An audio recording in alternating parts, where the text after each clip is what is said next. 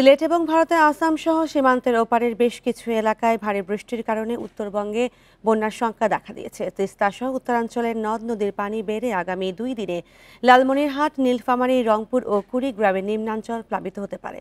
Bundle থাকলে প্রতি সেনমানিতে টাকা বাঁচবে।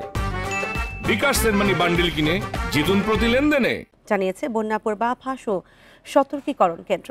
এছাড়া সিলেট, ময়মনসিংহ কয়েকটি বিভাগে আগামী বৃহস্পতিবারের মধ্যে ভারী বৃষ্টির পূর্বাভাস দেওয়া হয়েছে।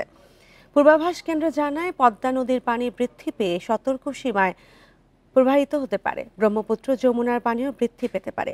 এছাড়া সিলেট ও ময়মনসিংহ বিভাগের সোমেশ্বরী, ভুগাই ও কংসু নদীর পানিও সতর্ক সীমায় প্রবাহিত হতে পারে। আজ পশ্চিম মধ্য বঙ্গোপসাগরে একটি লঘুচাপ সৃষ্টি হতে পারে। এর প্রভাবে বরিশাল, খুলনা ও চট্টগ্রাম বিভাগে উপকূলীয় নদীসমূহে স্বাভাবিকের চেয়ে বেশি জোয়ার থাকবে বলে জানিয়েছে বন্যা পূর্বাভাস কেন্দ্র।